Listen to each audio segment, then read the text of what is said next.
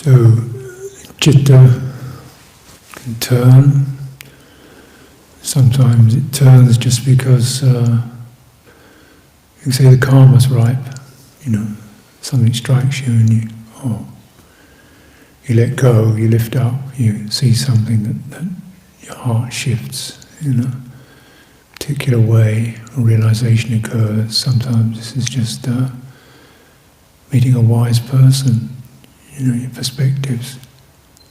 You pick something up, or of course the signs, aging, sickness, death.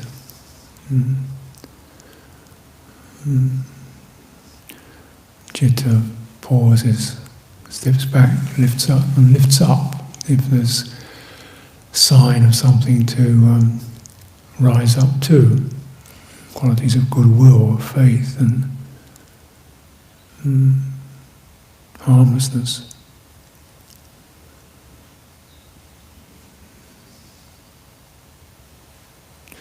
It's turning, which you all experience, otherwise you wouldn't be here.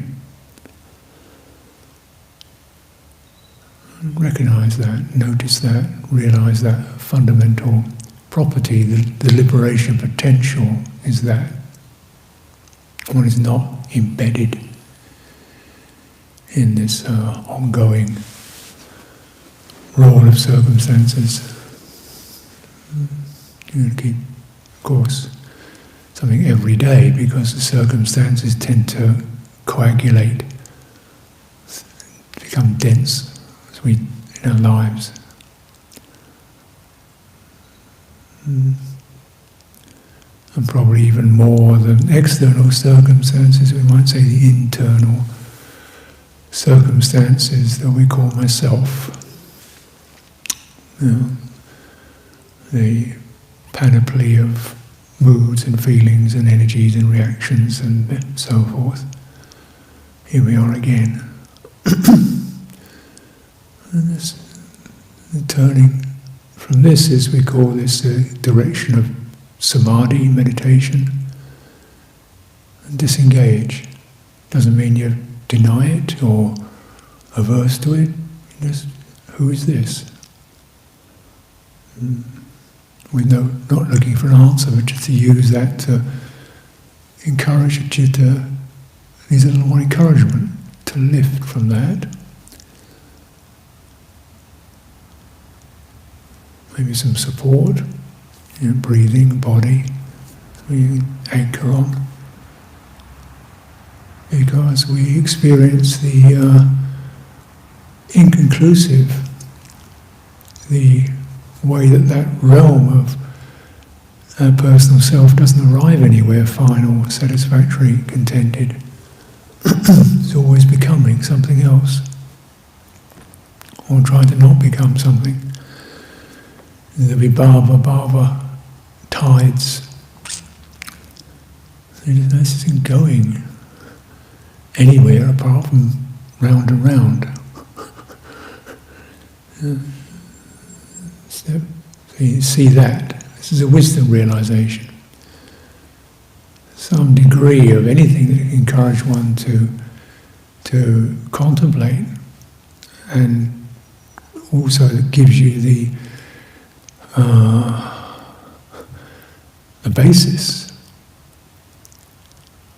So it isn't critical, it's not thinking about yourself, it's not trying to get it away from yourself, it's just the basis whereby there can be a stepping out of that to some degree or another. And this is kind of what meditation is. You might use breathing, body, simple, something you can, and then look at all this. And so we can do that to some degree or another. At times the whole thing collapses and we just get overwhelmed, or convinced by ourselves, our views, our opinions, our projections of ourselves and others, scenarios and narratives we build up about this and that and this and that. Believe in it, get caught in it, Then you start to suffer. Just, wait a minute, where's this going? First noble truth, called it attachment to the aggregates, is dukkha. This is what's happening. The aggregates of perception, feeling, activations, mental activations, Dhamma.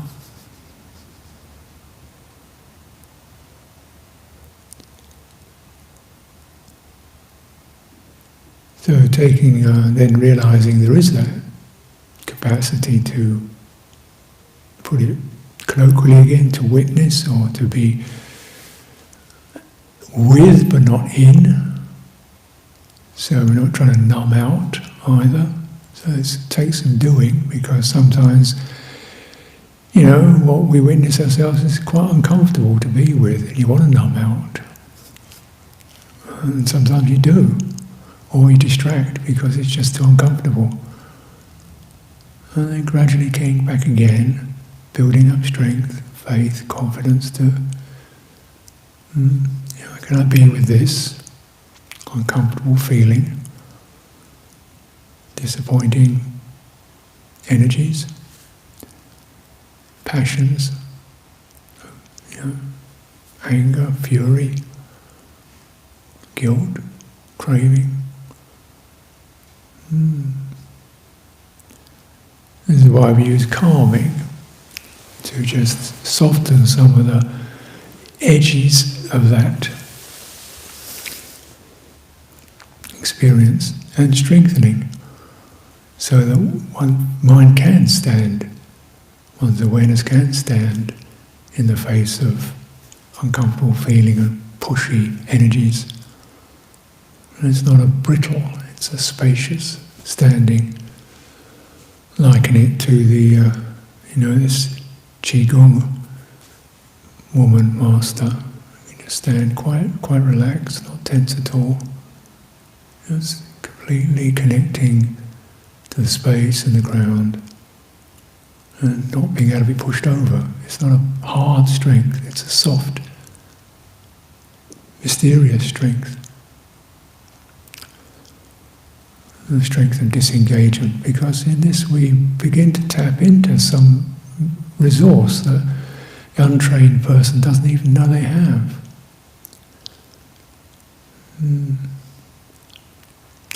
Without suppressing, without forcing, without running away, without fighting,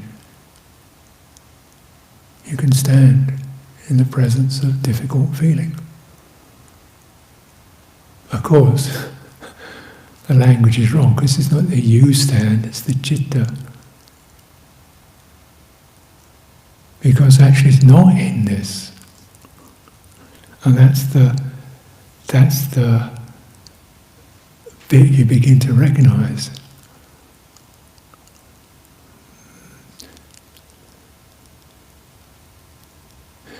So, if I have an opinion, then my opinion will tend to clash, resist, I'll argue. My opinion's better than yours, I'll argue, I'll fight, I'll defend. I feel strong with that. That's suffering. If I don't have an opinion, your opinion arises, passes. It doesn't move me one way or another. It's actually stronger than me fighting back, in the sense that it remains in its immovable ease.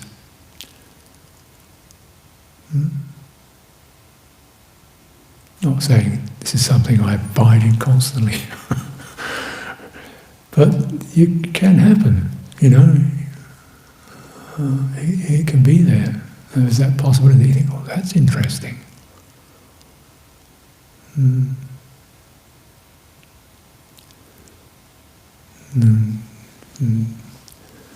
This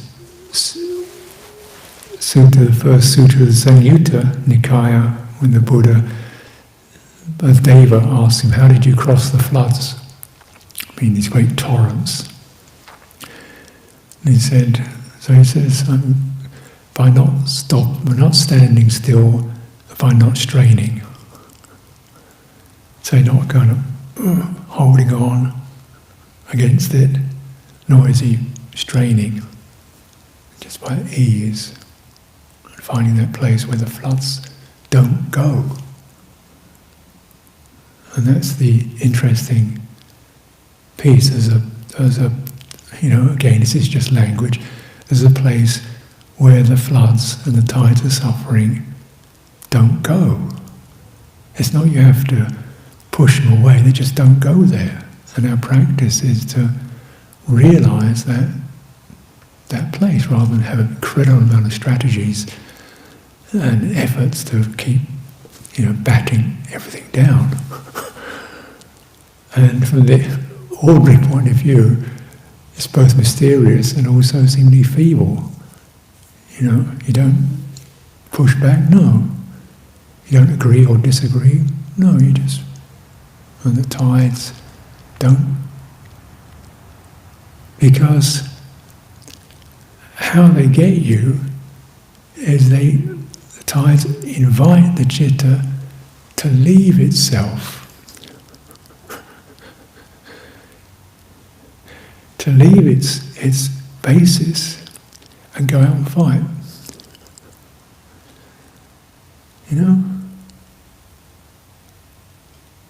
And then, of course, it's lost its basis, so then then you get caught in it, you become that. It's like the story of a man in the woods or the tundra or some of the others. He's got dogs and the wolves come round, and the dogs will kind of keep the wolves, he keeps the dogs with him. But one wolf will tempt one of the dogs to run and chase him. Once the dog leaves the pack, the wolves catch him. If the dog had stayed with the pack, just standing still in the face of all the snarling and yapping, nothing would have happened. Because it chose to engage, it left the safety of the pack, it got out and get killed. So the same thing happens. The citta leaves its own pure, silent, spacious basis and goes out and wrangles. I'll sort him out, I'll get it, he can't say that to me, that's not right. And then, bam, gets beaten up, gets twisted, gets angry, gets upset. There's gain and loss, there's defeat, there's victory. And victory isn't good either, because you're in this kind of, when you win, you mean you've created a loser. That's suffering, isn't it? Similarly, internally, you're always fighting, beating, conquering, defending. The citta loses its basis, its emptiness, its non-with, its separation from conditions. And this is very much normal, of course, for the untrained mind. It's always off its rocker.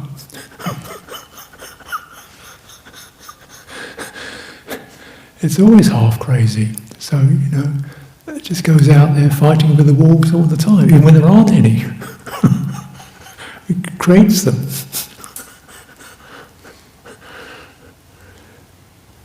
Remember things that happened 5 years ago and fight them again.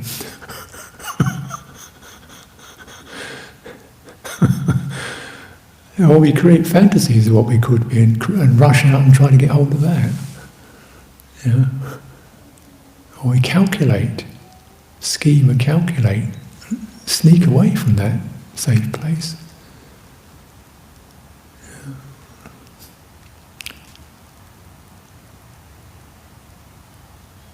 So it really is not of the normal run-of-the-mill reality. It's beyond logic. But you can experience this. And you experience it because of suffering, because the mind is agitated and confused. You do what you can to stabilize it, and after a while something in you starts to click, that the way to stabilize it, step back, hold it with mindfulness, keep smoothly attending to it, maybe some goodwill in there, and it settles.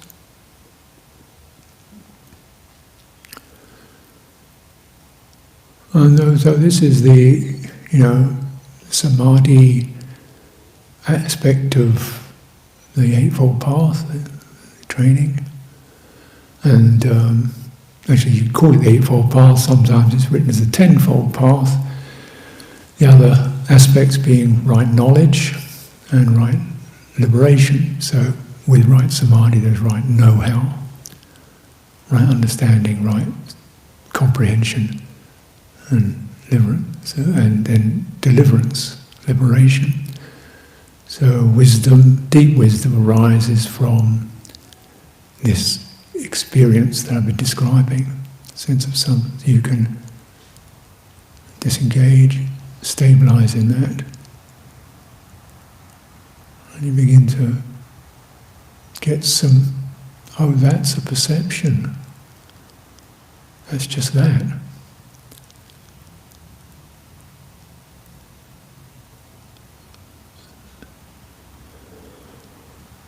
And what we know about this is that these perceptions, meanings, impressions are what steer us. And they're very subjective. They're very tainted by desire, by fear, by personal qualities, preferences, interpretations. And this, but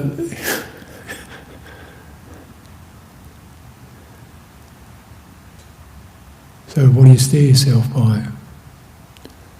And disengage. What's right intention? What's right intention from the disengaged? What's honourable? What's clarifying? What's kindly? What's truthful? Steer by that. Sounds sensible, doesn't it?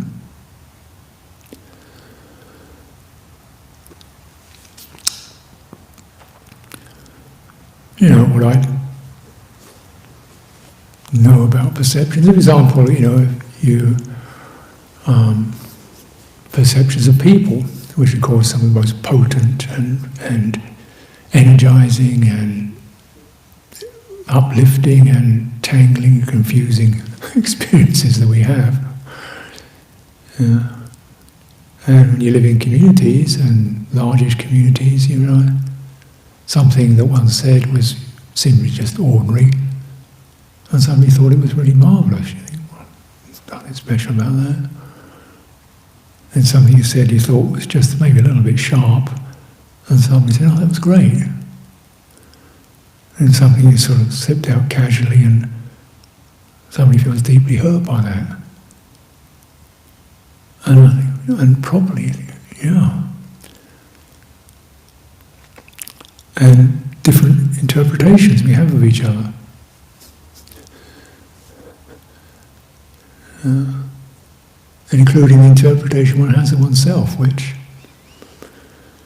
is generally none too not exactly that great, but after a while you just stop doing it. And recognise misunderstanding or misperception is pretty normal. We just, okay, what's right intention now? We're in this is how it happens, it's just try to maintain right intention now and way forward, and clarify or clear or forgive or whatever, And it's more or less, internally it's pretty much the same.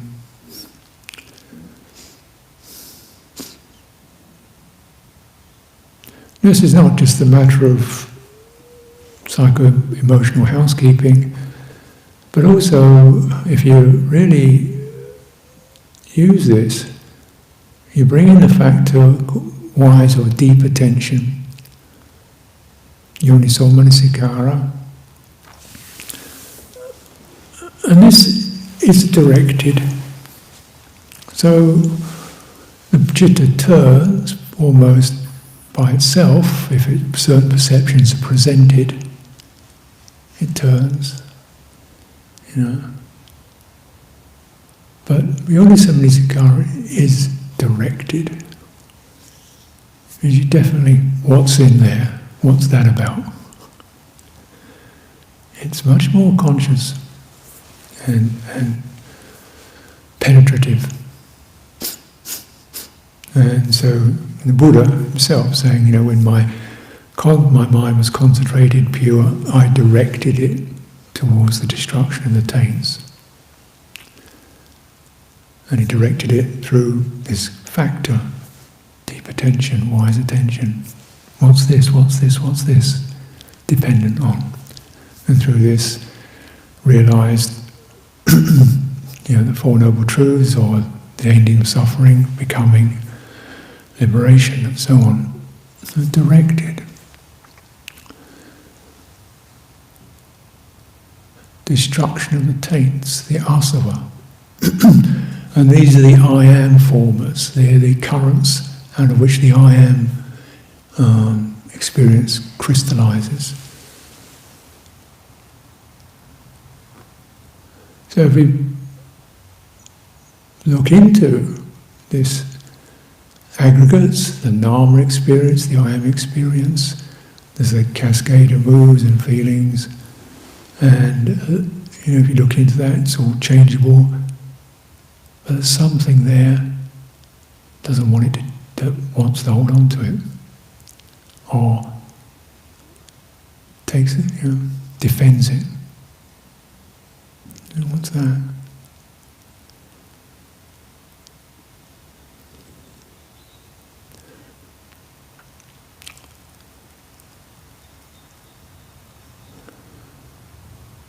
Something wants to be in all this stuff, so that, wants to be me.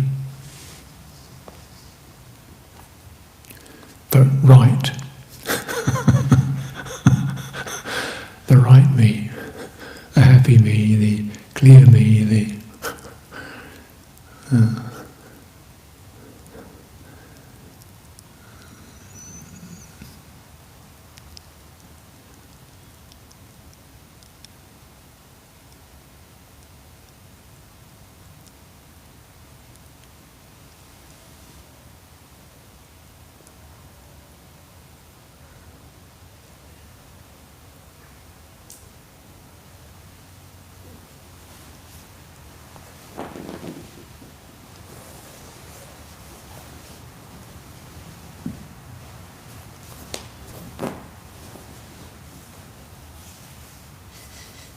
and around that, the various justifications, excuses, projections, so that what I will be in the future will be okay, or so that I'm seen as right and correct, or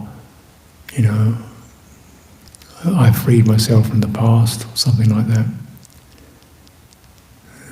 We've fashioned a particular reasonable future for ourselves. And it's like a survival. How to survive in samsara.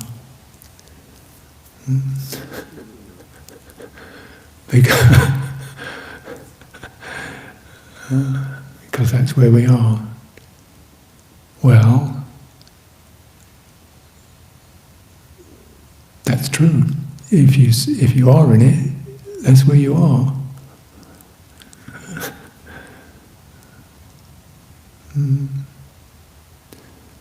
And those tides will continue to catch you.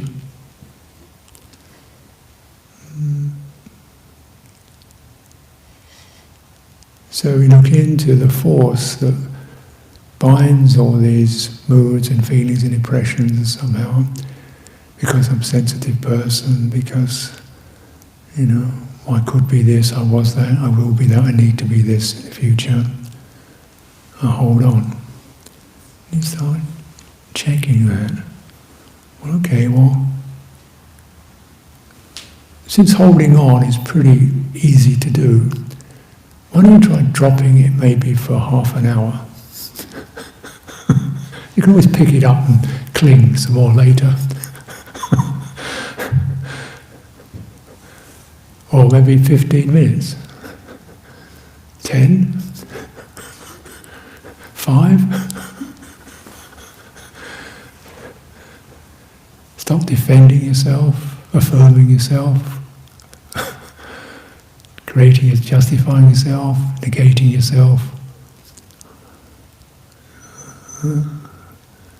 Is that doable? If you think it's a good idea, this is where we need the strength that the unification of mind affords. Right now we're just safe space to, look into this. And some of it's bound together with the fear of loss of being. And fear isn't something you can just smash. You do gently, the calming effect. There can be this disengaged, quite peaceful, happy quality.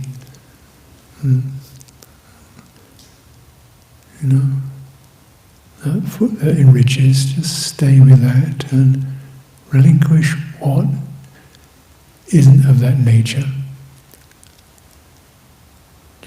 Just for now, relinquish what isn't of that contented, easeful quality. Or at least step back from it and don't engage with it. So this, we can try this. This is directing, wisely directing. Because the factor here is to be able to differentiate, which is the quality of wisdom, is it differentiates, whereas Samadhi consolidates, wisdom differentiates. That's that. This is the perception, this is the feeling, unpleasant feeling, whatever it's wrapped around, one's life, one's duty, one's people, unpleasant feeling. And unpleasant feeling is natural, normal, happens.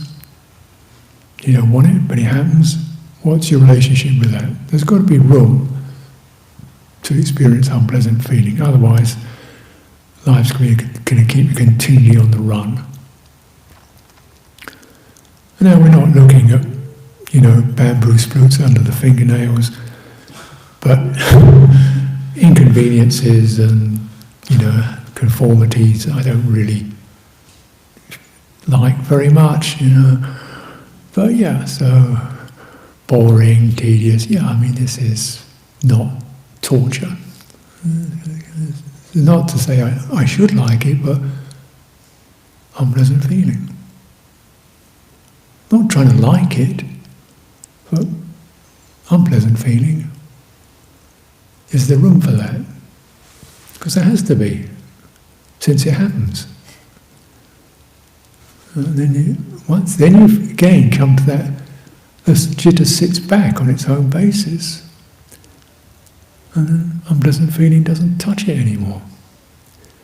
It's when we lean forward to push away unpleasant feeling, or blame somebody for unpleasant feeling, or blame ourselves for unpleasant feeling, you lose the basis, and then it gets you.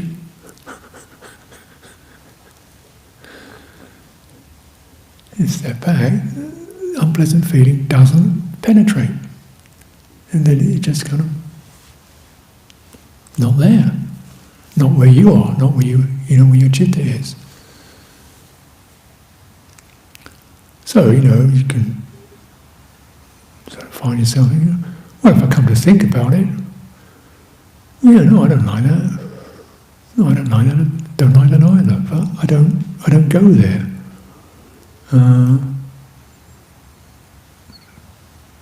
It's better to just be here.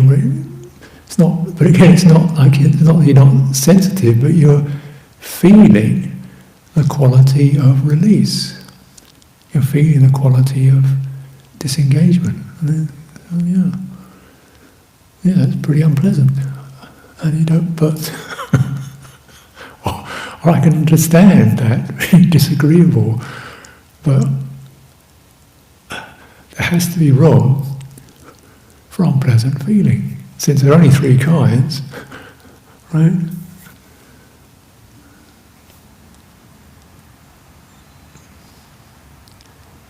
Where does that room occur? Where does that space occur? Okay, just put it another way. Where does that space occur if you get that, what will happen is your citta sits back on its own foundation, not on the aggregates, not on Dhamma, not on compounding, its own basis, which is unconditioned.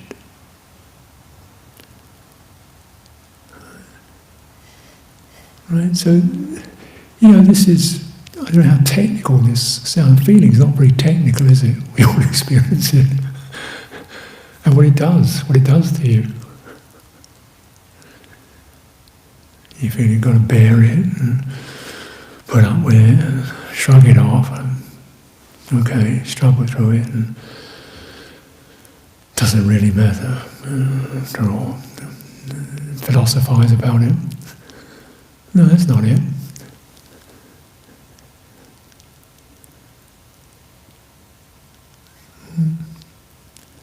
Still trying to defend ourselves from unpleasant feeling by building up these, various subtle deflection modes.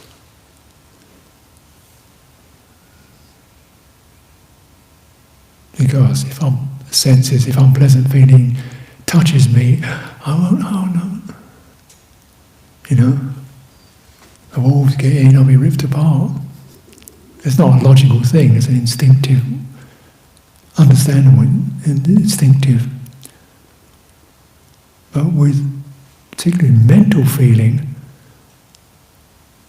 there's no walls there. Apart from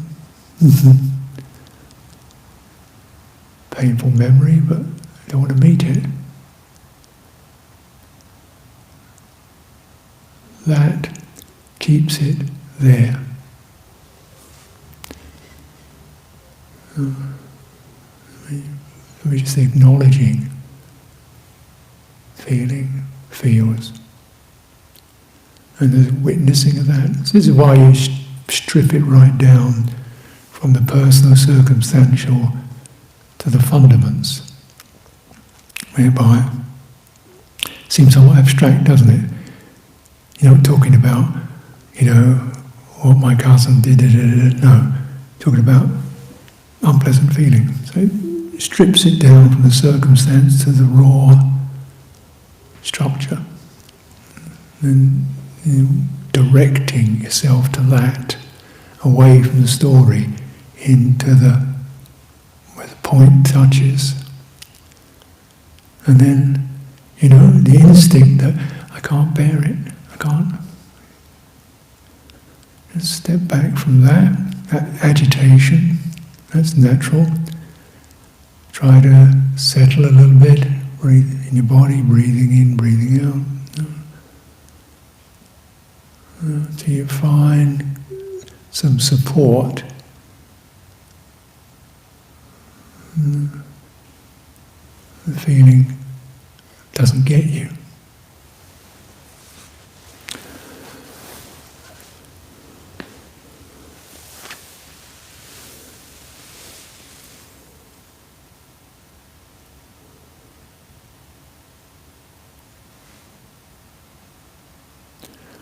I don't want to feel guilty. I don't want to feel I've done things wrong. But I have done things wrong. Probably every day I do something wrong. I don't want to feel that. Probably every day I say something I shouldn't have said, or don't say enough, or just get it wrong somewhere or another. I don't want that to happen. It's going to happen. Well, it's going to be dukkha, limited, unsatisfying, too much, not enough, doesn't quite make sense this way, that way. Just let, stay with the right intention, learn, steady, just follow through what you can.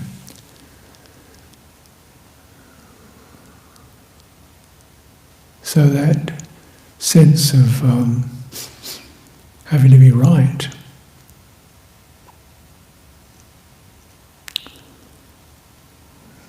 so one will be, impervious.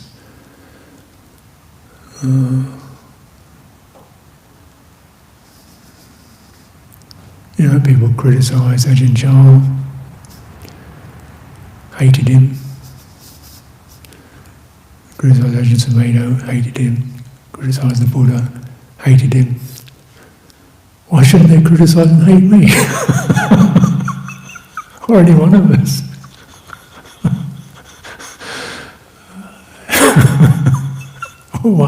What's so special about you?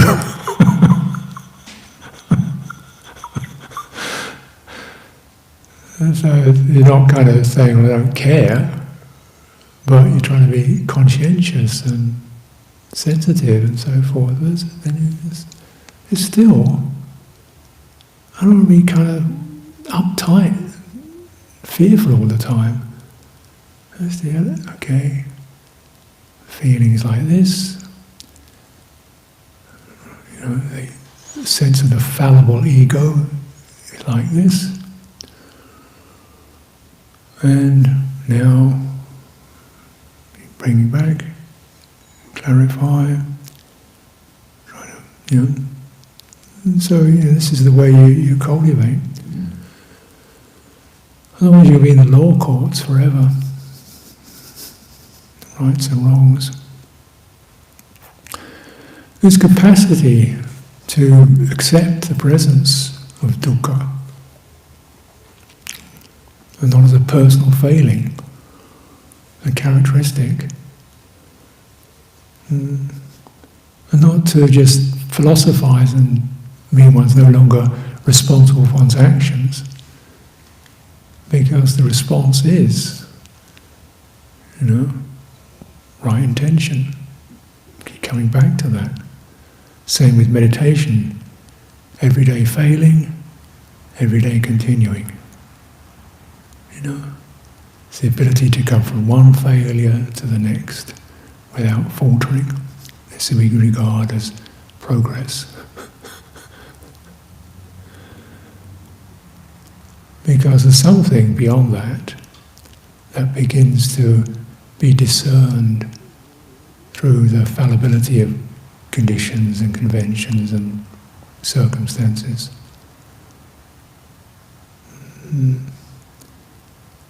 This is the deliverance. The citta sits in itself, the passion dissolves, the boundaries, definitions dissolve.